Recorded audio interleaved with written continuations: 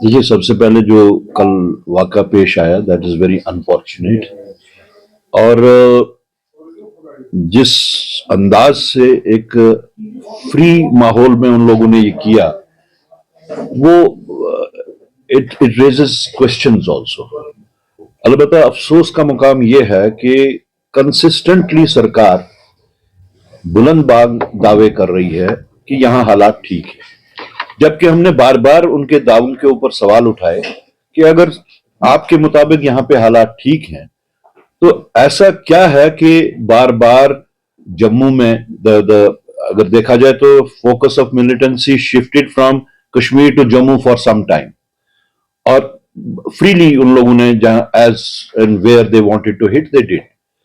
और साथ साथ कश्मीर में भी अगर हम देखें तो सिविलियन किलिंग्स भी हो रही हैं, जम्मू में भी सिविलियन किलिंग्स हुई, और सिक्योरिटी पर्सनल की किलिंग्स यहां भी हुई, वहां भी हुई। लेकिन सरकार का, बिलखुसूस मरकजी सरकार का ये दावा कि सब कुछ ठीक ठाक है, हमारे हिसाब से वो लोगों को गुमराह कर रहे हैं, पूरे मुल्क के लोगों को वो गुमराह कर रहे हैं। अब उन्होंने जितना भी कैपिटलाइज करना था जम्मू कश्मीर को बेच के, जम्मू कश्मीर की सिचुएशन को बेच के, जम्मू कश्मीर के खसूसी इख्तियारात के विड्रॉल को बेच के, हर चीज कर ली उन्होंने।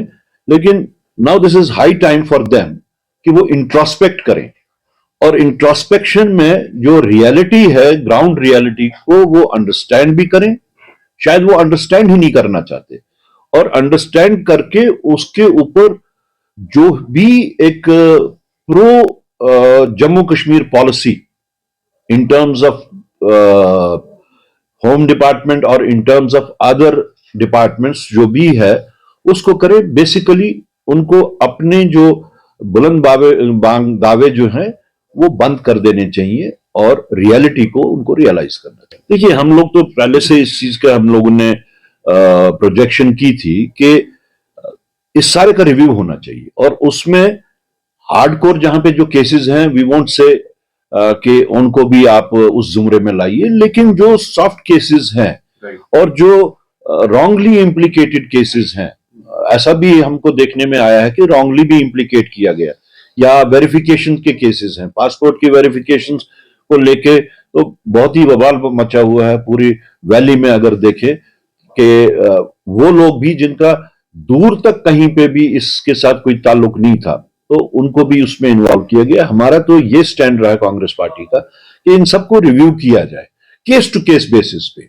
एक जनरल एमनेस्टी भी नहीं हम कहते हैं, केस टू केस बेसिस पे उनको रिव्यू करके जो लोग हार्ड कोर केसेस नहीं है उनको तो इससे आजाद किया जाए, इस अजाब से आजाद किया जाए। ना वो मुलाजमत कर सकते हैं, ना वो मुलाजमत के वास्ते बाहर जा सकते हैं। तो ये तो मेरे ख्याल में सरकार को देखना चाहिए। They have to be facilitators of, उनको पीस के वास्ते स्टेक्स क्रिएट करने हैं, पीस के वास्ते स्टेक्स क्रिएट नहीं हो रहे हैं। देखिए, वक्फ बिल जो है वो बहुत ही एक डेलिकेट मामला है।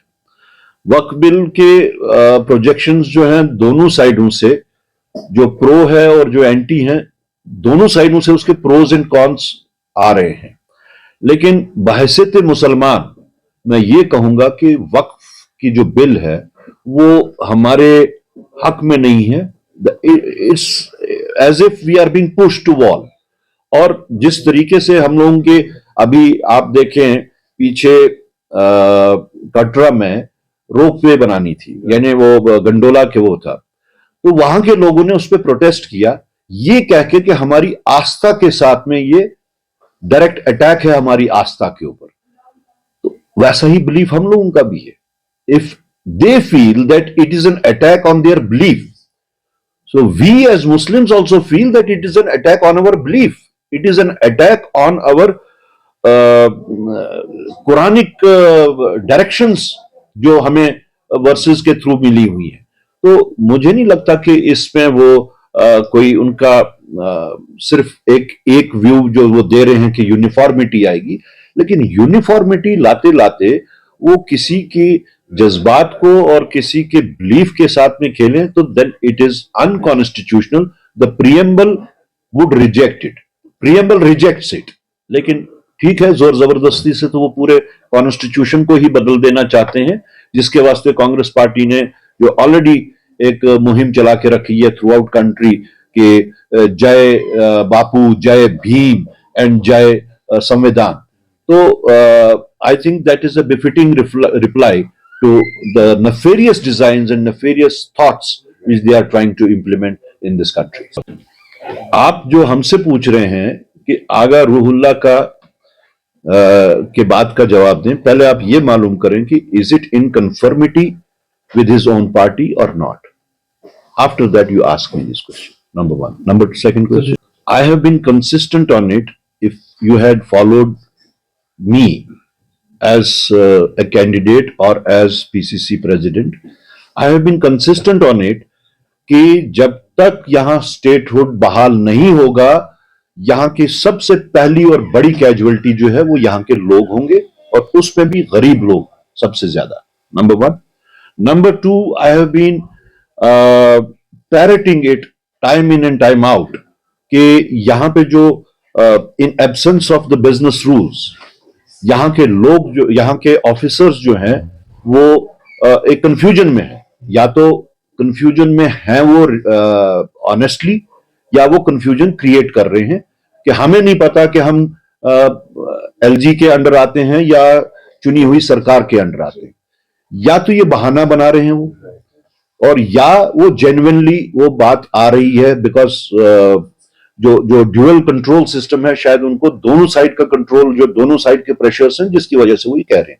सो as long as these two things don't return, एक बिजनेस रूल्स जब तक नोटिफाई ना हो, दूसरा जब तक स्टेटहुड जो है वो रिस्टोर नहीं होता, यहां पे काम जो है सरकार का काम करने में भी ऑब्स्ट्रक्शंस आएंगी और आती रहेंगी, और as a legislator, I may not be able to deliver according to the wishes of the people and according to the constitutional duties and rights I have. I will not be able to fulfill my rights even. Duties का तो मैं कोशिश कर ही रहा हूं, लेकिन जो मेरे इख्तियारात, जो मेरे हकूक हैं कॉन्स्टिट्यूशन के तहत बहैसियत लेजिस्लेटर, शायद वो मैं भी पूरे नहीं. My take on is that whatever has to be done I mean immediately. इसमें अगर सरकार ने कॉन्स्टिट्यूट की है कमेटी, उस कमेटी को भी अपनी रिपोर्ट जो है इमीडिएटली देनी चाहिए. इसलिए 1-2 महीने से हम सुन रहे हैं कि कॉन्स्टिट्यूट हुई है committee. They must come up immediately. I mean this issue should be sorted out once forever. ये जो लिंगर ऑन हो रहा है, कोई रॉकेट साइंस तो इसमें यूटिलाइज नहीं करना है ना. एलजी साहब के क्या इख्तियारात हैं? मेरे ख्याल में ये सारा जो कुछ है वो जो हमारी अपना बिल है, उस बिल से ही सारा बाहर आ जाता है. उसी बिल में सब कुछ लिखा हुआ है, उसी के ऊपर they have to deliberate and finalise it.